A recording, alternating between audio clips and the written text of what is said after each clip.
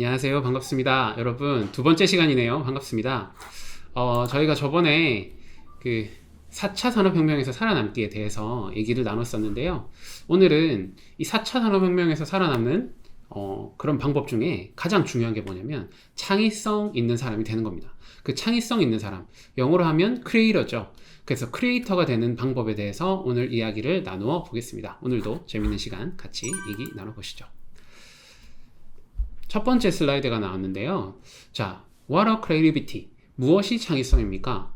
뭔가 엄청나게 그러니까 기발한 아이디어, 새로운 아이디어 이런 게 창의성일까요? 아니면 무에서 유를 창조하는 게 창의성일까요? 우리가 이 창의성이 뭐냐라는 질문을 먼저 정의를 내리고 시작을 해야 될 것 같습니다. 스티브 잡스는요.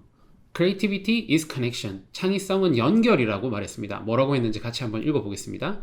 창의력은 서로 다른 것들을 연결시키는 것이다. 창의적인 사람들에게 어떻게 무언가를 해냈는지 물어보면 그들은 약간 죄책감을 느낀다. 왜냐하면 그들은 정말로 무언가를 만들어낸 것이 아니라 무언가를 발견해낸 것일 뿐이기 때문이다. 이 말인데요. 즉, 뭔가 없는 게 아니라 기존에 있던 것들을 연결하고 그걸 재창조해낸 걸 창의성이라고 스티브 잡스는 정의를 했는데요. 이게 무슨 말인지 좀 헷갈리죠? 첫 번째 그림 보세요. 저 삼각형 생긴 거 뭔지 아십니까? 여러분은 모를 수 있겠네요. 요즘 친구들은 이게 뭔지 물어보면 모르더라고요. 이거 제가 진짜 이걸 가지고 있었거든요. 이게 뭐냐면 예전에 아이리버에서 나왔던 MP3입니다. MP3가 뭐냐면 MP3를 듣는 거죠. 애플의 아이팟이랑 비슷한 건데요. 저건 이제 단지 MP3를 넣고 들을 수만 있는 겁니다. 그리고 두 번째 그림은 컴퓨터죠. 네. 그리고 세 번째 그림은 휴대폰입니다. 저건 피처폰인데요. 예전에는 우리가 저 피처폰으로 할 수 있었던 게 뭐냐면 전화 거는 거, 그리고 아주 저화질의 사진, 그리고 영상도 뭐 촬영되는 게 있긴 했었는데 저건 이제 주로 전화, 문자에 이렇게 특화되어 있던 폰입니다. 근데 스티브 잡스가 뭐 했나요? 기존에 있던 저 세 가지 물건을 하나로 합쳤죠. 그래서 나온 게 바로 여러분이 지금 쓰고 계시는 스마트폰입니다. 신기하죠? 새로운 걸 만들어냈다기보단 기존에 있던 것의 새로운 용도를 발견해낸 거거든요. 그래서 저희가 첫 번째 시간에 말씀드린 것처럼 우리가 창의성을 발휘하기 위해서는 사실은 많은 것들을 알고 있어야 됩니다. 그래서 제가 읽고 그 다음에 보고 그리고 경험하라고 말했죠. 무에서 유가 나올 수는 없어요. 우리가 많은 그런 컨텐츠들을 가지고 있고 아이디어를 가지고 있어야 하지만 새로운 것들을 만들 수가 있는 거죠. 그리고 이 창의성이라는 것을 저는 조금 다르게 표현해 보고 싶은데요. 우리가 알고 있는 걸 지식이라고 그러잖아요. 근데 창의성은 그 지식을 가지고 지식을 활용해서 무언가 만들어내는 거. 그걸 뭐라고 부를 수 있을까요? 지혜라고 부르고 싶네요. 저는 지혜라고 부르고 싶습니다. 창의성은 지혜라고 부를 수 있습니다. 자, 그러면 왜 우리는 이 창의성이 필요할까요? Why do we need creativity? 왜 필요합니까? 창의성. 뭔가 새로 만들려고? 예술가가 되려고? 유명해지려고? 아니죠. 네. 화면에서 나오다시피 창의성은 문제를 해결하기 위해서 필요합니다. 세상에는 많은 문제들이 있습니다. 해결해야 할 문제들이 여러 가지가 있죠. 회사를 들어가도 그렇고 우리가 창업을 한다고 했을 때 보시죠. 예를 들어서 식당을 차린다고 해봅시다. 식당을 차리면 무조건 장사가 잘 되나요? 아니죠. 국세청에서 통계를 낸 적이 있는데 신규 개업하는 식당의 80% 이상이 1년을 버티지 못하고 망합니다. 식당을 차리는 거는 뭐 여러 가지 이유가 있겠지만 보통 돈을 벌려고 하는 거잖아요. 그리고 돈을 벌어야 되고 그럼 식당이 해결해야 할 문제는 뭘까요? 네, 맛있는 음식을 만들고 손님을 끌어들여서 수익을 창출하는 거죠. 그리고 사람들에게 좋은 음식을 서비스하는 그런 또 가치를 제공하는 것도 식당에 해야 할 일이 되겠죠. 그런데 이것들이 쉽지가 않다는 거죠. 왜냐하면 80% 이상이 망한다는 겁니다. 그러면 이것을 망하지 않게 하기 위해서 어떻게 해야 될까요? 뭔가 이 문제를 해결할 수 있는 우리는 남들과 다른 그런 창의성이 필요한 거죠. 음식을 만드는 방법에서부터 가게를 꾸미는 거, 인테리어에서부터 손님을 끌어들이는 거, 홍보하는 것까지 이런 모든 것들이 우리가 사실은 해결해야 할 문제들이 됩니다. 그래서 이 문제들을 해결하기 위해서 우리에게 필요한 것이 창의성입니다. 자, 창의성. 근데 제가 질문을 하나 드릴게요. How long? 이라고 나와 있는데요. 자, 첫 번째 그림 보이시죠? 뭡니까? 지우개 달린 연필이죠? 여러분, 연필이 먼저 나왔을까요? 지우개가 먼저 나왔을까요? 조금만 생각해 보세요. 지우개요? 아니죠. 연필이 먼저 나왔습니다. 뭔가 쓰는 게 먼저 나왔겠죠? 그러고 난 다음에 뭐가 나왔을까요? 지우개가 나왔죠.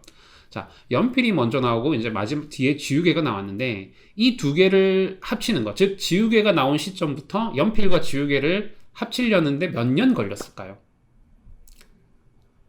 왜 합쳤을까요? 그쵸? 지우개 써보신 분은 알죠? 지우개라는 게 되게 작아요. 그래서 쓰다 보면 이게 어딘가 날아가고 뭐 떨어지고 이래서 잊어버리는 경우가 많잖아요. 그래서 막상 찾을 때 찾기 힘든 게 지우개란 말이죠. 그래서 이런 문제가 있었어요. 그래서 이 문제를 가지고 어떤 사람이 창의성을 발휘한 거죠. 떨어지는 지우개를 좀 잘 보관하고 내가 쓰고 싶을 때 언제든지 쓸 수 있게 할 수 없을까? 그렇게 해서 만들어낸 게 바로 저기 지우개와 연필을 합친 겁니다. 저 두 개가 합쳐지는데 얼마나 걸렸냐면 86년 걸렸습니다. 놀랍죠? 생각보다. 저게 되게 단순한 아이디어 같죠? 지금 보면 단순한 아이디어인데 저 때는 저게 정말 대단한 아이디어였습니다. 자, 두 번째 그림. 우리가 흔히 보는 캐리어죠.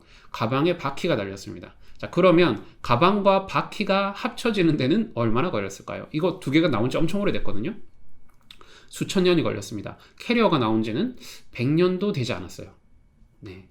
신기하죠? 분명히 가방을 들고 다니는 건 엄청 힘들단 말이죠. 바퀴를 연결만 시키면 우리가 가방을 쉽게 들고 갈 수 있는데 저거 합치는데 수천 년이 걸렸어요. 네, 저거 하나만 개발해도 그 당시에는 거의 뭐 세상을 뒤바꾸는 경험이 됐겠죠. 캐리어를 처음 개발한 사람은 엄청나게 많은 돈을 벌었겠죠. 스티브 잡스가 스마트폰을 만들고 돈을 엄청나게 번 것처럼. 이렇게 창의성을 위해서는 뭔가 낯선 것들을 결합시키셔야 됩니다. 저도 예전에 제가 아까 그 첫 번째 시간에 말씀드렸잖아요. 제가 TV에 완전 중독돼 있었거든요. 그래서 어릴 때, 아주 어릴 때부터, 초등학생 때부터인가? TV를 들고 다니면 좋겠다라는 생각을 했었거든요. 근데 저는 이제 그걸 생각하고 말았었는데, 지금은 우리가 이제 뭐 TV를 들고 다닐 수 있죠. 스마트폰이나 패드를 가지고. 그런 것처럼 이 기술이 개발되면서 그 기술들을 합칠 수 있는 사람, 그 사람이 바로 이 세상을 이끄는 사람이 될 수 있는 거죠. 자, free from frame입니다. 틀에서 벗어나라는 건데요. 우리가 고정관념이라는 게 있죠. 우리가 어릴 때부터 보고 배워왔던 게 고정관념인데 이거를 벗어날 수 있어야 새로운 창의성을 발휘할 수 있습니다. 자, 여러분, 디자인하면 요즘에 가장 유명한 게 애플 디자인인데요. 근데 애플 디자인은 좀 다르지 않나요? 다른 디자인이랑? 다른 곳에서는 뭔가 자꾸 넣어요. 뭐 세련된 뭔가를 넣고 화려한 걸 넣고 이렇게 하는데 애플은요, 디자인의 마이너스를 실천했습니다. 이 디자인을 완성한 사람이 그 애플의 조나단 아이브와 잡스인데요. 이들이 한 얘기를 한번 들어보겠습니다. 이렇게 얘기했네요. 모든 사람이 화려한 디자인을 생각할 때 최고의 디자인은 디자인이 사라져서 보이지 않는 것이다 라고 이렇게 조나단 아이브가 얘기를 했어요. 즉 더하기가 아니라 디자인을 뺀 거죠. 화려한 게 아니라 더 단순하게. 그러면서 복잡한 게 아니라 선을 줄여서. 네, 그게 바로 지금 보이시는 애플의 마우스입니다. 너무나 단순하죠. 순 100색의 아주 세련되고 유려한 곡선을 가지고 있습니다. 이렇게 기존에 했던 것과 반대로 생각해보는 거, 남들과 다르게 생각하는 거, 이게 바로 창의성을 개발하는 방법입니다. 요즘에 뜨는 말이 있습니다. consilience. 이게 뭐냐면은 융합이라고 부르고요. 통섭이라고 부릅니다. 원이 세 개가 있죠. 그림에 보시면 art, humanity, 예술과 인문학, science, 과학, social science, 사회과학. 이 세 가지가 원래는 떨어져 있었습니다.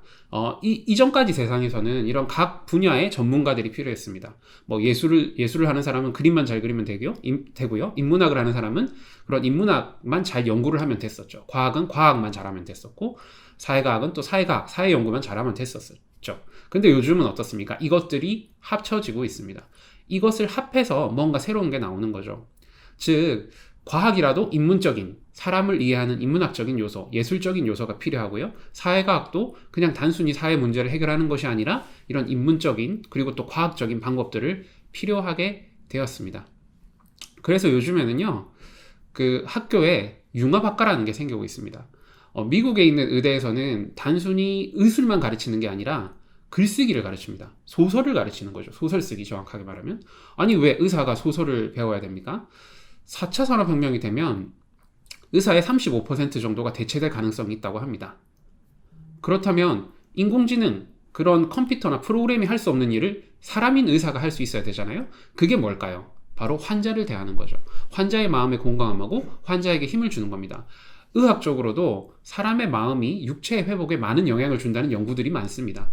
그렇다면 이 환자를 공감할 수 있는 의사가 필요하게 되잖아요. 그걸 이미 의대에서 파악을 한 거죠. 그래서 글쓰기 수업을 하고 있습니다. 그리고 우리나라 서울의대에서도 글쓰기 수업을 도입했다고 합니다.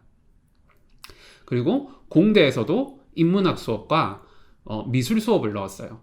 단순히 우리가 기계를 만드는 것이 아니라 사람이 쓰는 기계. 우리가 물건을 만드는 이유가 뭡니까? 사람을 위해서잖아요. 그래서 인문학과 예술을 공부하기 시작을 했다고 하죠. 자, 여러분들, 그래서 다양한 학문, 다양한 경험이 필요하게 되는 겁니다. 여러분이 무슨 과인지 모르겠어요. 교육학과라면 단순히 교육 분야만 공부하는 것이 아니라 예술이나 인문학 분야, 그리고 공학이나 코딩이나 이런 IT 분야도 공부를 하시면 좋겠죠. 그렇게 준비를 해주십시오. 다양한 분야를 공부해 주세요. 네, 스티브 잡스는 이렇게 말했습니다. 우리가 창의적인 제품을 만든 비결은 항상 기술과 인문학의 교차점에 있고자 했기 때문입니다. 스티브 잡스가 대학을 중퇴를 했습니다. 리드 칼리지라는 곳에 갔었는데요. 스티브 잡스가 어떤 과였는지 혹시 아시나요? 스티브 잡스는 리드 컬리지 철학과였습니다. 그래서 인문학 책들을 되게 많이 읽었다고 얘기를 하죠. 그리고 또 요즘 SNS를 만들어서 가장 큰 기업 중에 하나인 페이스북을 만든 마크 주커버그도 인문학을 읽는 것이 취미라고 합니다. 빌 게이츠가 독서광이란 것도 엄청나게 많이 알려져 있죠. 그래서 여러분, 다양한 분야에서 많은 지식들을 여러분 걸로 만들어 주십시오. 그것이 지금부터 시작해야 될 것들 중에 하나입니다. 제가 책을 하나 소개시켜 드릴게요. 책의 제목은 세계 명문가의 자녀 교육이라는 책인데요.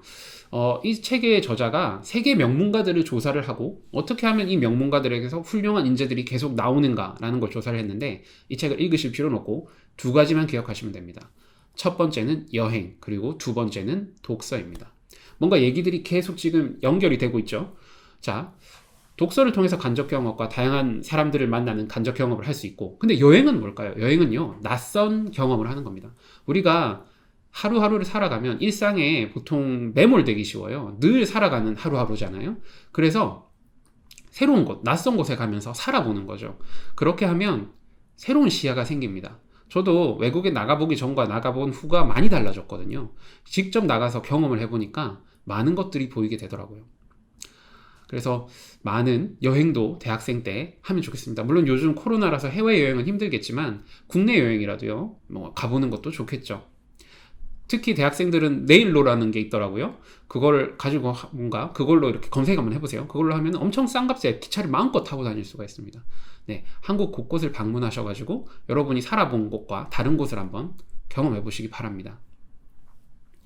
그리고 유튜브를 볼 때도 단순히 재밌는 거 이런 거 좋죠. 저도 되게 좋아하는데 재밌는 것뿐만 볼 게 아니라 다양한 분야의 그 명강의들이 되게 많습니다. 그런 것들을 한번 들어보십시오. 추천드리고 싶은 유튜브는 플라톤 아카데미라는 유튜브가 있는데 그 채널도 한번 들어보시면 다양한 그 교수님들의 강의를 들을 수가 있고요. 예술 분야나 이런 것들도 찾아보십시오. 자, 창의성을 기르고 고정된 틀에서 벗어나는 방법 두 가지를 소개시켜 드렸는데요. 그걸 좀 자세히 설명을 하면은 이런 게 나옵니다. 그랜드 투어라고 있어요. 멀리 갈수록 더 많이 보고 알게 된다. 영국에서는 청년 귀족 자제들이 이제 우리 치면 이제 고3쯤 되면은 부모가 시종이랑 같이 유럽 전역을 둘러보는 여행을 하게 됩니다. 그 여행을 하면서 이 세상을 바라보는 눈을 길러주죠. 그리고 책입니다. 독서를 해야 되는 이유는 꼭 간단하게 설명드리면 여기 나오는 것처럼 독서는 지각 자동 방지화를 하는 지름길입니다. 지각 자동 방지화가 뭐냐면 우리가 뭔가를 봤을 때 그냥 저거 그거네 라고 그냥 일반적으로 생각하는 거죠. 예를 들어 가지고 책을 볼 때도 있던 책의 주제가 4천 사람 혁명이다 이랬으면은 이거는 그냥 4천 사람 혁명, 그럼 뻔하겠네, 인공지능이나 이런 거 얘기하겠구나 라고 생각하게 되는 거죠. 그게 바로 지각 자동입니다. 지각 자동화가 되는 거죠. 뭔가를 봤을 때. 그러면 창의성이 나올 수가 없어요. 그래서 책을 통해서 다양한 견해들을 익혀주시면 지각 자동 방지화가 됩니다. 선입견을 깨트릴 수가 있죠. 스티브 잡스에 대해서 이렇게 잡스의 담임 선생님이 이런 얘기를 했다고 합니다. 뛰어난 독서가이지만 독서를 하느라 너무 많은 시간을 낭비한다 라는 얘기를 했다고 하죠. 세계적으로 노벨상 수상자의 22%를 배출한 유대인들은요, 이 사람들이 연평균 독서량이 68권입니다. 우리나라는 노벨상 수상자가 평화상 하나밖에 없죠. 한국의 연평균 독서량은 9.1권이라고 하네요. 이 엄청난 독서량의 차이가 노벨상에 영향을 미치진 않았을까요? 요즘은 꼭 책이 아니라도 좋습니다. 제가 계속 말씀드리다시피 다양한 경험을 해주십시오. 해보지 않은 것들을 시도하셔야 됩니다. 자, 다음으로 말씀드릴 것은 창의적 생각을 만드는 방법론에 대해서 툴을 하나 가르쳐 드릴 건데요. 스탠포드 대학에 가면 D스쿨이라는 데가 있습니다. 이 D는 디자인의 약자입니다. 여기가 바로 그 D스쿨인데요. 안에 보시면 어떤 부스들이 있습니다. 그 부스들이 있고 뭐가 있나요? 네, 포스트잇이 붙어 있네요. 포스트잇이. 저게 뭔지 설명을 드리죠. 디자인 스쿨에서 학생들한테 주는 질문이 있습니다. 이런 겁니다. 세상에 없는 건데요. 세상에 필요한 걸 만들어 보라고 얘기를 합니다. 이게 뭘까요? 세상에 없는데 세상에 필요한 거. 이런 걸 만들면 어떻게 될까요? 없는 거고 필요한 거. 유일한 물건이 되죠. 유일한 물건이 되면 어떻게 됩니까? 거기는 수많은 니즈가 있을 거고, 네, 돈과 명예가 따라오게 되겠죠. 이걸 하기 위해서 뭘 해야 되냐면요. 진짜 문제를 발견해야 됩니다. 우리가 살아가는 세상의 진짜 문제. 그리고 진짜 문제를 발견했으면 그 해결책을 찾기 위해서 다양한 아이디어를 내봐야 되겠죠. 그리고 그 아이디어를 실행해보고 피드백하면서 좀 더 구체화돼서 좀 더 나은 물건을 만들 수 있어야 됩니다. 이럴 때 창의성이 만들어져. 그걸 하는 방법이 바로 디자인 싱킹입니다. 디자인 싱킹은 5가지로 이렇게 나눠지는데요. emphasize, 공감하기입니다. 세상의 문제에 공감하기. 그 다음에 define, 문제를 정의하는 것입니다. 이게 진짜 문제인가? 그렇다면 이 문제는 무엇이 문제인가? 라고 정의하는 거죠. 그 다음에 ideate, 아이디어들을 마구마구 만들어 보는 겁니다. 그 다음에 prototype, 그 만든 아이디어들을 빨리 실행해서 첫 번째 작품, 그리고 실행을 만들어 보는 겁니다. 그리고 테스트, 이렇게 5가지로 이루어집니다. 이렇게 말하면은 뭐 쉽게 와닿지 않죠. 그래서 그거를 조금 더 제가 예를 들어서 설명하겠습니다. 제 예를 첫 시간에 들었잖아요.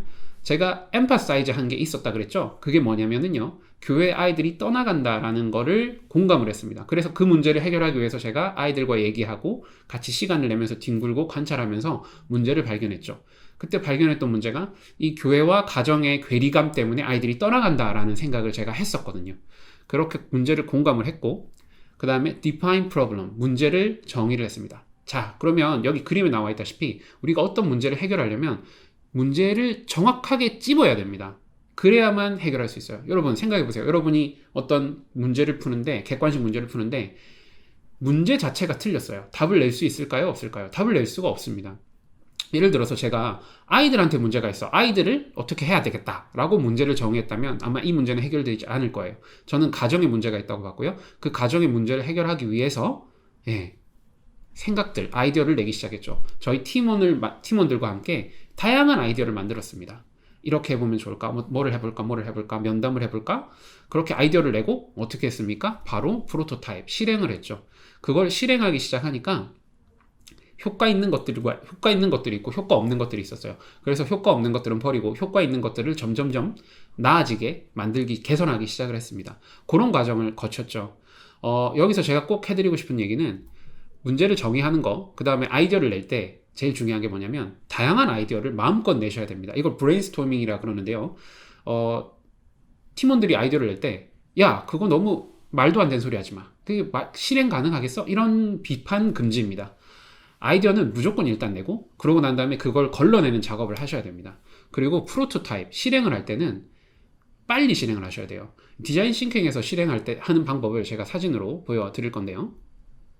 자, 여기 테스팅에 보시면 막 그림을 그렸죠. 저게 아마 뭔가 자동차 관련된 제품을 만드는 디자인 싱킹 과정입니다. 근데 어떻게 했습니까? 허접하게 그렸죠. 뭔가를 모형을 만든 것도 아니고 그냥 그림으로 그리고 실제로 내가 이걸 시야랑 이런 걸 보면서 테스트하는 장면입니다.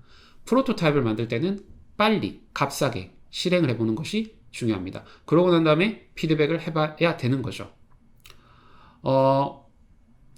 일단 이런 얘기가 있습니다. 마크 주커버가 페이스북을 만들 때 여러분 어떻게 했는지 혹시 들어보셨나요? 페이스북은요, 되게 아주 간단한 SNS였어요. 아이들 사진 올리고 얼굴 하는 그런 거였는데, 그걸 일단 하버드 대학 시절 만들었는데, 그게 이제 대박이 났잖아요. 그래가지고 이제 사업을 시작을 해서 지금의 페이스북이 된 거죠. 프로토타입은 빨리 만드는 사람이 중요합니다.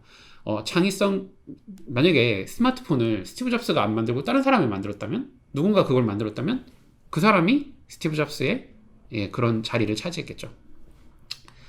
디자인 싱킹의 예를 몇 가지 들어드리겠습니다. 패트리샤 무어라는 사람이 있었는데요. 이 사람이요. 할머니처럼 보이죠? 할머니가 아닙니다. 이분이 할머니들의 고통을 이해하고자 3년 동안 할머니 분장을 했어요. 안경은 흐리게 만들고 다리에는 철제 기구를 껴서 걷기 힘들게 만들었어요. 이렇게 3년간 살면서 진짜 문제를 발견했고 공감을 했고 아이디어를 내서 만든 게 뭐냐면 유니버셜 디자인이라는 겁니다. 이게 뭐냐면 누구든지 편하게 쓸 수 있는 거예요. 저기 옥스라는 그 주방 기구들이 보이는데 저거는 뭐 여러 가지 노인들도 쉽게 할 수 있는 그런 물건들입니다. 우리가 흔히 타는 버스에 보면 휠체어가 올라가는 저상 버스가 있잖아요. 그것도 유니버셜 디자인에서 나왔습니다. MRI가 보이죠? 여러분 검사 혹시 한번 해보셨나요? MRI 검사 받으면 어떤가요? 기분이 되게 이상하잖아요. 저는 CT를 한번 받은 적이 있었는데 되게 깨름직하더라고요. 저런 데 들어가서 뭐가 귀가 윙 돌고 이러니까. 여러분, 그렇다면 유아 아이들은 어떨까요? 한 3살, 4살 아이들이 MRI에 검사를 받으러 가야 된다. 아이들 기분은 어떨까요? 되게 무섭겠죠. 그래서 실제로 미국에서는요, MRI 검사 받을 때 유아들에게 마취 주사를 놨습니다. 마취과 의사가 내려와서 주사를 놓았던 거죠. 이건 너무나 안 좋은 거잖아요. 어른도 마취 주사 맞으면 몸에 안 좋은데, 게다가 비용도 많이 들고요. 그래서 한 디자이너가 이 문제를 해결하기 위해서 달려들었습니다. 짜잔! 그래서 나온 것이 바로 저 MRI입니다. 뭐처럼 보이나요? 저 MRI는 해적선 모양입니다. 아이들이 해적선으로 들어가는 경험을 하는 그런 MRI인 거죠. 네. 멘트도 날려줍니다. 검사하시는 분이. 자, 이제부터 여행을 떠날 거야. 바닷속으로 들어가니까 첨벙첨벙 소리도 나고 이런 소리가 날 겁니다. 이렇게 얘기를 해주는 거죠. 그래서 저것을 하고 난 다음부터 아이들은 무서워하지 않고 마취 필요 없이 받게 된 겁니다. 단순한 아이디어가 큰 변화를 일으킨 거죠. 지금 나오는 것은 일본의 가미카스 마을이라는 곳인데요. 딱 봐도 완전 농촌이잖아요. 65세 이상의 인구가 80%로 되게 가난한 마을이었어요. 그래서 노인들이 우리 좀 뭔가 이 마을을 살릴 수 없을까 아이디어를 내기 시작을 했습니다. 그런데 그 아이디어를 내서 실행을 했더니 이 마을이 노인 1인당 놀라지 마십시오. 연평균 소득이 1억 원이 되었습니다. 어떻게 이런 변화가 일어났을까요? 지금 보이시는 것처럼 저기가 산으로 둘러싸인 마을이에요. 그래서 나뭇잎을 팔기 시작을 했는데 나뭇잎을 어디 팔았냐면 일본 고급 요리집에다가 나뭇잎을 팔기 시작했습니다. 일본 고급 요리집에는 저 나뭇잎 장식이 꼭 필요하다고 하더라고요. 그래서 가미카스 마을에서 아주 깨끗하고 예쁜 잎들을 팔기 시작을 했는데 그게 산업이 너무 커져서 이제 연평균 수입이 1억 원이 되는 기적을 만들어낸 거죠. 1억 원이 되니까 젊은이들까지 몰려와서 마을이 살아나기 시작을 했다고 하네요. 이렇듯 기존에 있는 것들을 가지고 새로운 것을 하게 된 것이 바로 디자인 싱킹이라고 할 수가 있습니다. 네, 제가 소개시켜 드리고 싶은 분이 있는데, 그 카이스트 대학의 배상민 교수님이라고 있습니다. 네, 이분이 디자인 싱킹을 정말 잘 하시더라고요. 어떤 분인지 약간 말씀드릴게요. 여기 보시면 90과 10이라는 게 있는데요. 이게 뭐냐면 90%는 하루에 10,000원을 쓰지 못하는 사람의 비율이고요. 10%는 10,000원 이상을 쓸 수 있는 사람의 비율입니다. 여러분은 당연히 10% 안에 들겠죠. 이게 약간 되게 엄청난 불공정이잖아요. 불공평한 거잖아요. 그래서 이분이 이걸 해결하고 싶었어요. 그래서 만든 게 나눔 디자인이란 건데 저게 바로 가습기거든요. 물만 뿌려주면 3시간 동안 이렇게 되는 가습기인데요. 저걸 만들어서 저기 있는 그 불쌍한 사람들을 도와주는 일에 쓰기도 하고요. 그리고 저거는 이제 킬러처럼 보이잖아요. 저건 킬러가 아니라 그 사운드 스프레이라고 그래가지고 저기 안에 있는 전자석이 들어있습니다. 그래서 딸깍딸깍 흔들면은 전기가 충전돼서 모기들이 가장 싫어하는 소리, 초음파를 이렇게 발산하는 겁니다. 저걸 이제 아프리카에 이렇게 기부를 했죠. 만들어서. 그래서 아프리카에서는 거의 뭐 10초마다 한 명씩 말라리아로 사망을 하거든요. 모기에 물려가지고. 근데 이제 저거를 보급함으로써 그 비율을 상당히 많이 낮췄다는 얘기를 들을 수가 있었습니다. 그러니까 우리는 세상에 있는 문제를 해결할 수 있는 그런 디자이너적인 시각을 가져야 됩니다. 꼭 제품을 만드는 것이 아니라 아이들을 가르치는 일이든 또 뭔가 사업을 만들어내는 일이든 마찬가지가 되겠죠.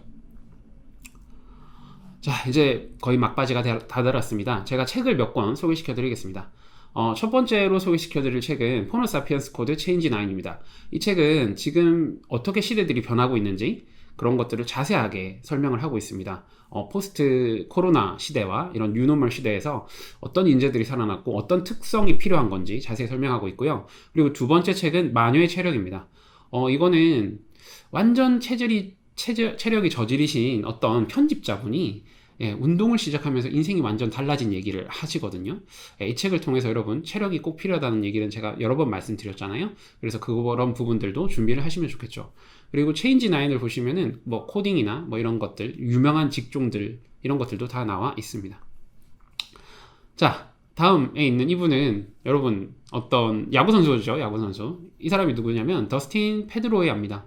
머리가 많이 숱이 없으시죠? 그리고 키도 되게 작아요. 그래서 이분이 처음에 메이저리그에 이렇게 스카우트 할 때 보스턴 구단에서 되게 반대를 했었어요. 아니 저렇게 키 작은 루저에다가 타격 폼도 너무 크고 쟤는 안 돼 라고 얘기를 했는데 어떤 한 스카우터가 아니다 얘는 가능성이 있다 열심히 한다 라고 해서 이렇게 뽑았죠. 그리고 아무도 이 선수에 대해서 기대를 하지 않았습니다. 얼마나 기대를 하지 않았냐면 이 선수가 그 야구를 하러 구장으로 갔었는데요. 보안 직원들이 선수가 아닌 줄 알고 들어오지 말라고 선수 보고 이렇게 말렸었던 사람이었어요.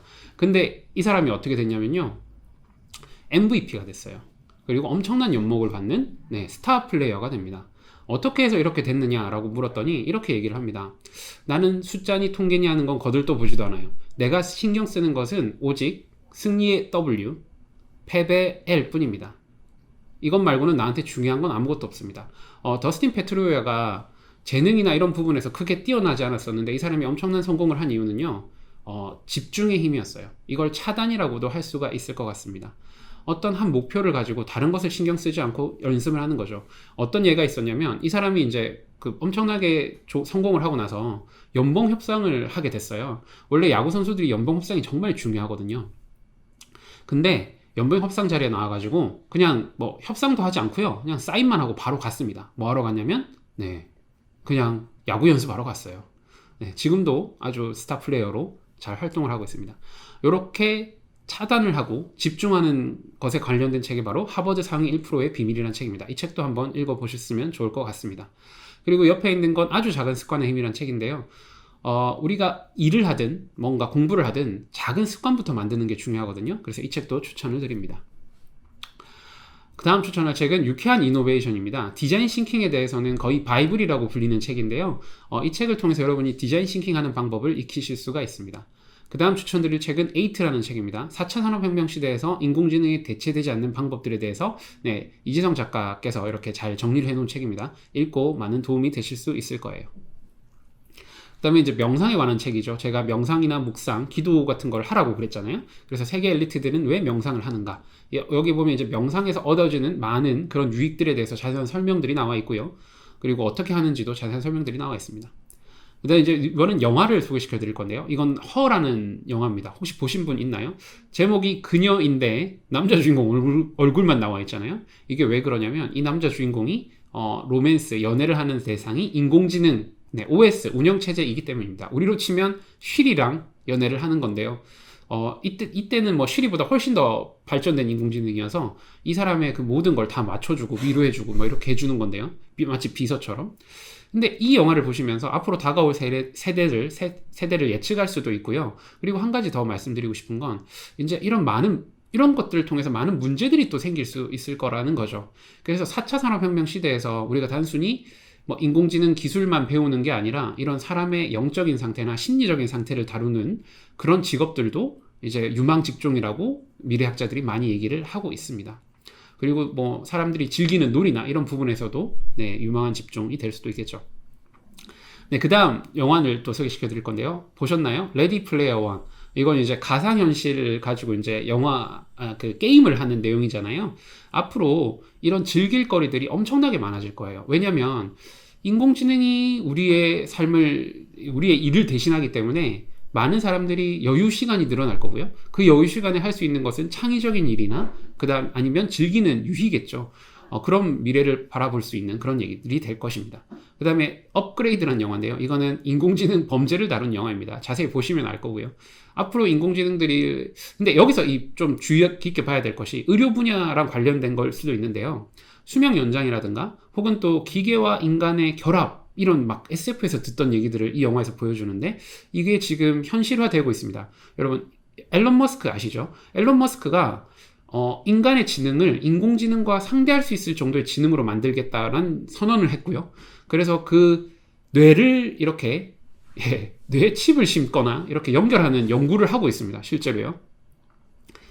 영화에서 그런 걸 볼 수 있고요. 그리고 앞으로 AI가 어떻게 흘러갈지 알 수 있는 영화로 스필버그 감독의 AI라는 영화 추천드리고요. 그 다음에 블레이드 러너라는 영화가 있습니다. 두 편이 있고요. 이거는 앞으로 다가올 그 윤리 문제를 다루고 있습니다. 로봇이라는 것이 과연 어떤 것인가, 존재와 그 다음에 윤리 문제까지 다룰 수 있는 부분이죠. 그 다음에 만화책을 하나 소개시켜 드리겠습니다. 플루토라는 만화인데요. 여러분 아톰이라고 들어보셨나요? 이 플루토라는 만화는 아톰의 리메이크 버전입니다. 이 만화에서 주로 다루고 있는 내용은 뭐냐면 로봇이 사람을 죽여도 되는가? 그렇게 사람을 죽인 로봇은 바로 어떻게 해야 되는가? 뭐 여러 가지 이런 문제들을 다루고 있고, 실제적으로 세계 리더들이 로봇 인공지능 윤리, 그리고 그 다음에 로봇에 세금을 매기는 내는 것까지 이런 것들을 다루고 있습니다. 그리고 마지막 사진은 배상민 교수님이죠. 이것은 유튜브에서 이분이 세바시에 나온 게 있는데 한번 찾아보시고 꼭 들으셨으면 좋겠습니다. 앞으로 엄청난 변화들이 있을 거예요. 그리고 상상을 초월하는 변화들이 있을 겁니다. 그렇지만 우리 그 대학생 여러분들이 한 가지만 기억하셨으면 좋겠어요. 아무리 변화가 일어나도 기본적인 인간의 능력을 가지고 있다는 것이 그 변화를 헤쳐나가는 원동력이 될 거라는 것입니다. 지적인 능력, 그 다음에 체력, 그 다음에 공감하는 능력, 이거는 따라올 수가 없는 거거든요. 자, 긴 이야기 들어주셔서 감사합니다. 다음에 또 뵙겠습니다. 감사합니다.